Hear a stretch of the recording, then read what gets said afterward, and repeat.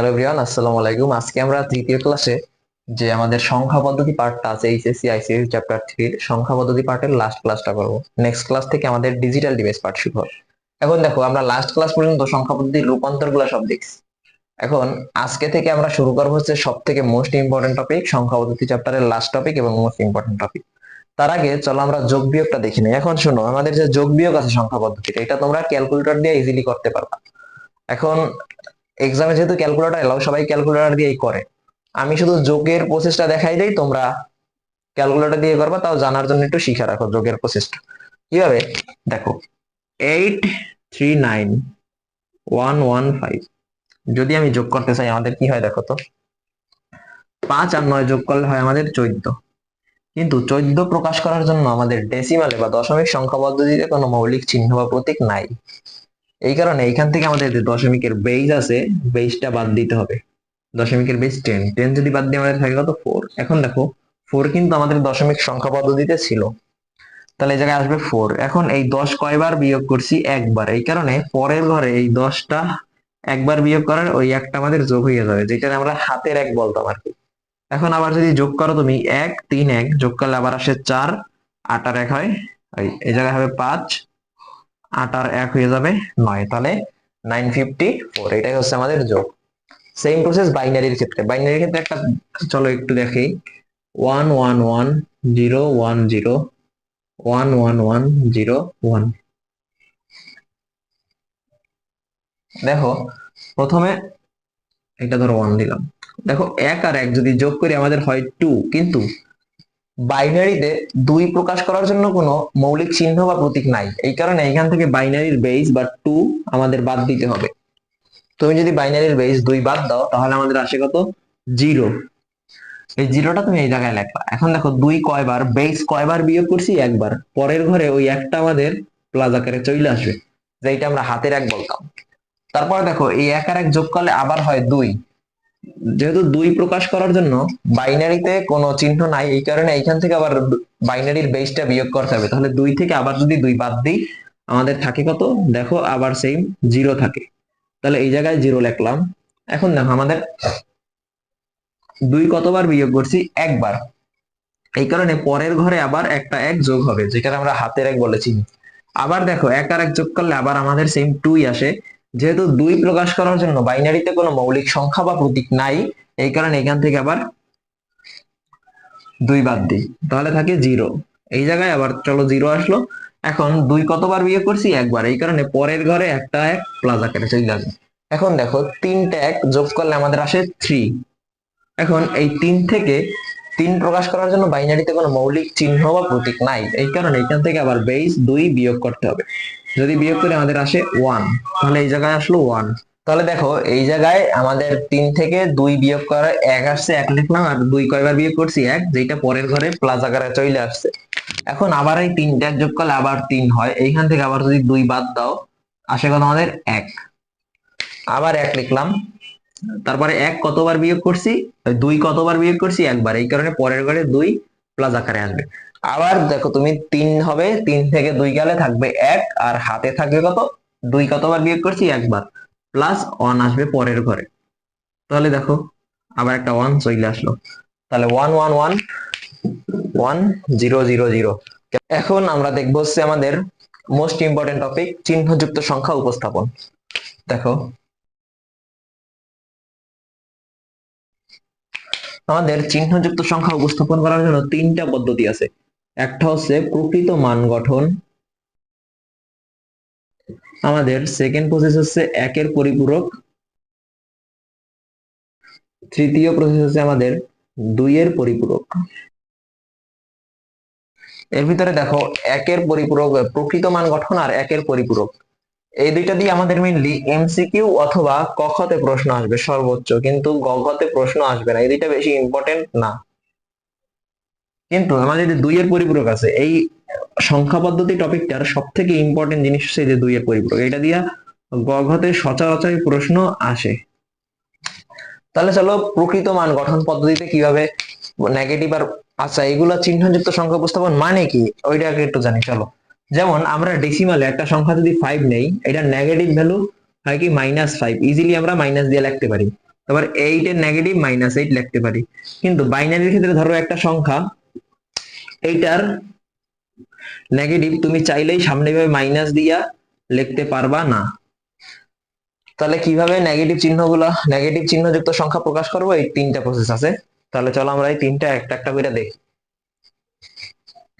দেখো আমাদের প্রথম যে আছে প্রকৃত মান গঠন, এইটা কিভাবে, আমাদের একটা সংখ্যা যখন স্টোর হয় একটা ডিভাইসের মেমোরির ভিতরে যে রেজিস্টার আছে রেজিস্টারের ভিতরে স্টোর হয়।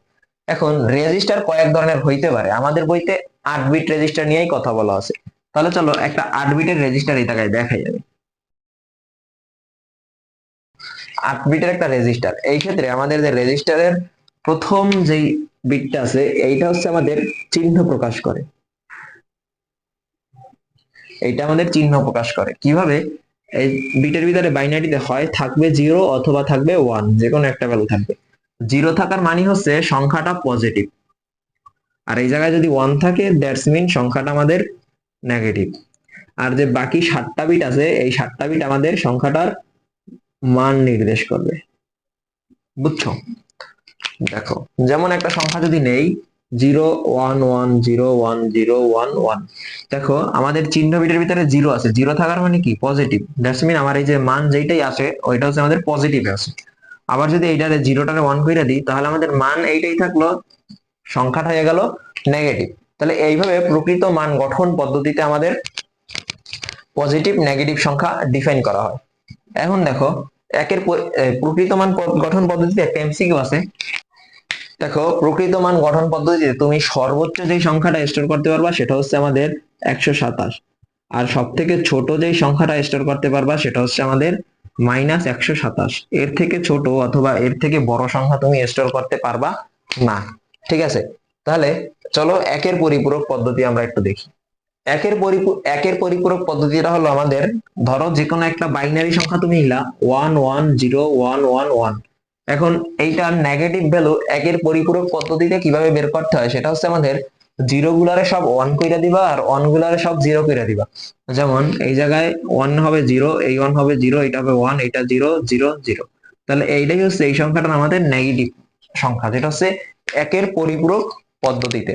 এটা তাহলে আমাদের প্রকৃত মান গঠন আর একের পরিপূরক পদ্ধতি বোঝা হইলো। এখন আমরা 2 এর পরিপূরক পদ্ধতি বা মোস্ট ইম্পর্টেন্ট টপিকটায় ঢুকবো। চলো তাহলে এই দুইটা আমাদের শেষ। এখন দেখো 2 এর পরিপূরক পদ্ধতির ক্ষেত্রে কি করতে হয়, প্রসেস আছে, প্রসেসগুলো আমি একটু লিখে দিই। ফার্স্ট অফ অল হচ্ছে একের পরিপূরক নির্ণয় করতে হবে। সব থেকে ইম্পর্টেন্ট যে কথাটা 2 এর পরিপূরক পদ্ধতির ক্ষেত্রে সেটা হচ্ছে আমাদের সংখ্যাটা 8 বিটে নিয়ে নিতে হবে।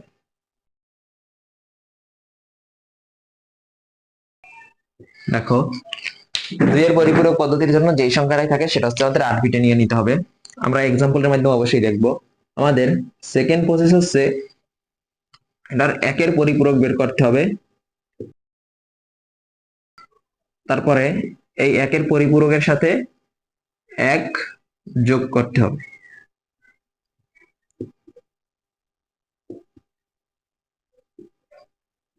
যদি এই তিনটা কাজ করো তাহলে আমার ওই সংখ্যাটা 2 এর পরিপূরক বা নেগেটিভ ভ্যালুটা বের হইয়া যাবে। চলো আমরা একটা সংখ্যার দেখে নিই। যেমন ধরো একটা সংখ্যা আছে 1 1 1 0 1। দেখো এইটার 2 এর পরিপূরক বের করতে হবে। এখন দেখো প্রথম স্টেপ কি, আমাদের সংখ্যাটা 8 বিটে নিতে হবে। এটা আছে কত, 5 বিটে। 8 বিটে নেওয়ার জন্য আমরা সামনে যদি আরো 3টা 0 আইনা দেই আমাদের সংখ্যার ভ্যালু চেঞ্জ হইল না, কিন্তু বিট 8টা হয়ে গেল। এখন এই সংখ্যাটারই তুমি একের পরিপূরক করো, 1 1 1 0 0 0 1 0। একের পরিপূরক আসলো, তার সাথে তুমি 1 সিম্পলি যোগ করে দাও। যদি 1 যোগ করো তাহলে আসে কি, দেখো 1 1 1 0 0 0 1 1। তাহলে এইটাই হচ্ছে আমাদের এই সংখ্যাটার নেগেটিভ ভ্যালু বা 2 এর পরিপূরক। ঠিক আছে, তাহলে এইভাবে 2 এর পরিপূরক করতে হয়। এখন চলো আমরা একটা কোশ্চেন সলভ করি কিভাবে আমাদের 2 এর পরিপূরক টপিক থেকে কোশ্চেন করে।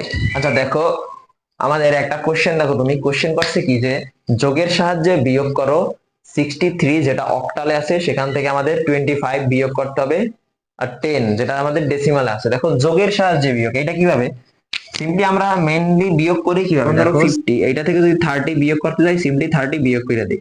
এখন যোগের সাহায্যে বিয়োগ কিভাবে, দেখো আমরা যদি 50-এর সাথে 30-এর নেগেটিভ ভ্যালু বা -30 যোগ করি তাহলে কি আমাদের এই যে বিয়োগফলটা বের হয়ে যায় না? তাহলে আমরা সেম এই কাজটাই করতে হবে, আমাদের এই সংখ্যাটারও বাইনারি আনবো, এই সংখ্যাটারও বাইনারি আনবো, তারপরে একটার 2-এর পরিপূরক করবো বা নেগেটিভ ভ্যালু বের করবো, তারপরে আমরা সিম্পলি যোগ করে দিলে আমাদের বিয়োগফলটা বের হয়ে যাবে।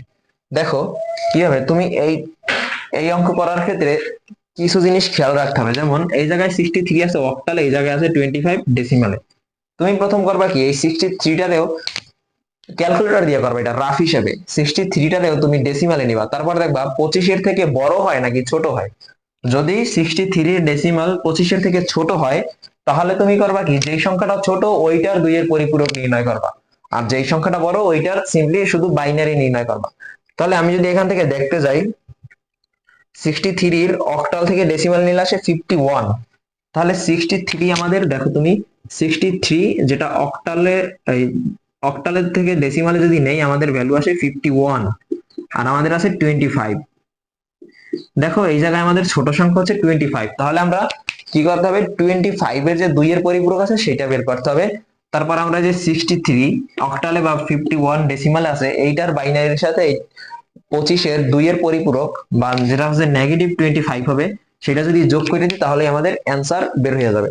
চলো আমরা কিভাবে পরীক্ষায় এই যে 63 আর 25 বাইনারি, এই যে অক্টাল থেকে বাইনারিতে বা ডেসিমাল থেকে বাইনারিতে যেভাবে নিতে হয় ওইভাবে নিয়ে নিবা। আমি আর বাইনারিতে নেওয়ার প্রসেসটা দেখাচ্ছি না, আমি ডিরেক্ট বাইনারি সংখ্যাটা লিখতেছি।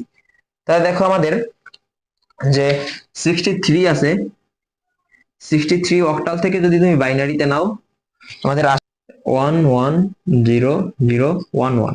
দেখো এইটা আসছে বাইনারি, কিন্তু এই জায়গায় কয়টা বিট দেখো তো, 6 বিট, আমার লাগবে 8 বিট, এই কারণে সামনে আরো 2টা জিরো আইনা দিলাম। তাহলে আমাদের 63-এর জন্য কাজ করা আমাদের ডান। এখন আমাদের করতে হবে কি, যে 25 আছে, 25 তোমরা নিচে নিচে করো, আমি পাশাপাশি করি। 25 যেটা আছে এর যদি বাইনারি বের করতে যাই, এর বাইনারি আসে 1101, 001, সরি 001। দেখো এই জায়গায় এই সংখ্যাটা কত বিটের, এটা হচ্ছে আমাদের 5 বিটের, তাহলে এটারে আমাদের 8 বিটে নিতে হবে। 8 বিটে নেওয়ার জন্য 3টা জিরো সামনে অ্যাড করে দেই, চলো, তাহলে এটা আমাদের 8 বিটে চলে গেল। এখন আমাদের এইটার যদি 2-এর পরিপূরক বের করি তাহলে মানে -25 চলে আসে। 2-এর পরিপূরক বের করার জন্য প্রথমে করতে হবে কি, দেখো 8 বিটে নিয়ে নিছি, এখন আমার সিম্পলি এটার 1-এর পরিপূরক বের করতে হবে।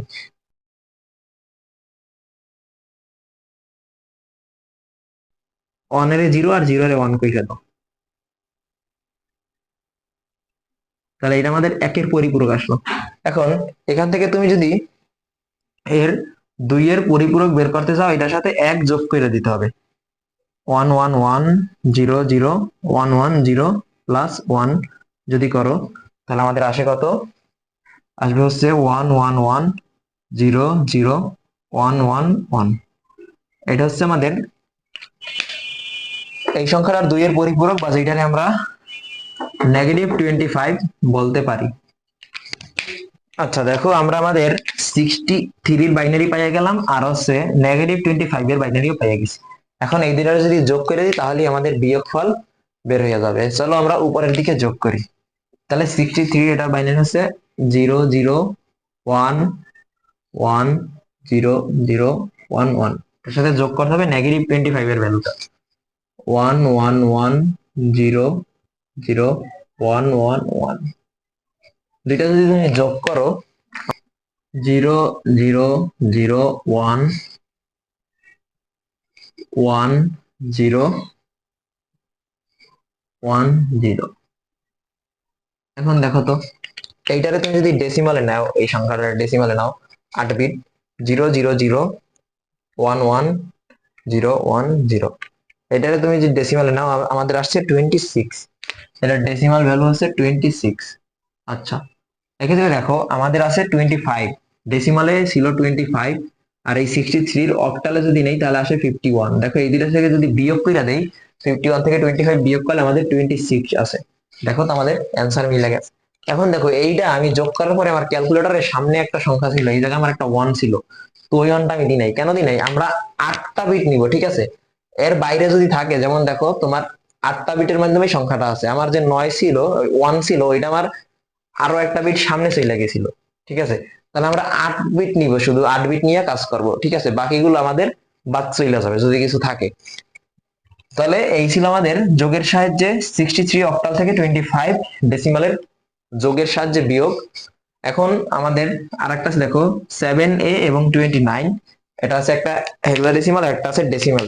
এইটা তোমরা পারির কাজ করবা। আর এইটার ভ্যালু কত আসে আমি একটু বইলা দিই। আমার 0 1 0 1 1 1 0 1।